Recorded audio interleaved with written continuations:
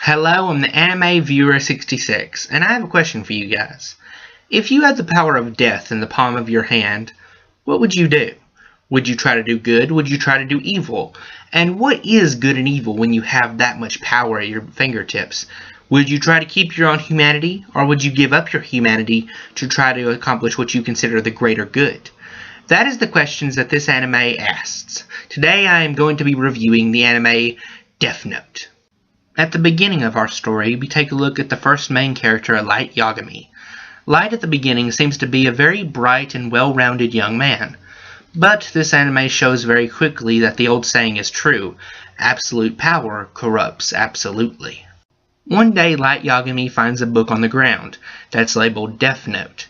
This book has instructions inside that says if you write anyone's name down in the book, and you think of their face at the same time while writing it, that person will die of a heart attack, or in any way that the person sees fit by writing it down in the book. Now at the beginning, Light merely thinks this is a prank, but after using the book for himself, he finds out that the power of the book is indeed very real.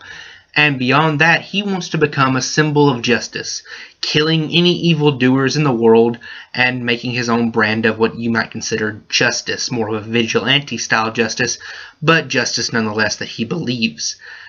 Now, the thing about this is that Light seems to have a bit of a, I suppose you could say, a god complex as the story goes on.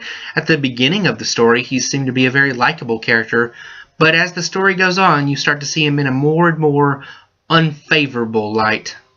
The next character we're introduced to is L.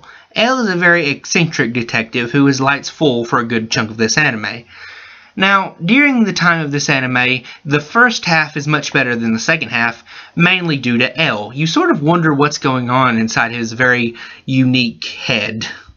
As for the art style is basically more realistic, but still with an anime stylistic thing put into it. And when it comes to the animation and music, when those two things are put together so well in this anime, they can make something as simple as eating a chip or writing in a notebook sound epic beyond belief. So in conclusion, this anime is a very much a cat and mouse thriller kind of show. This show is so addictive when you watch it, you can probably marathon it in like one night. It is so awesome. Because like, you say, ooh, what is Light going to do this time to get one on L? And what is L going to do one time to get up on Light? And for any yaoi fangirls out there, do not take that the wrong way.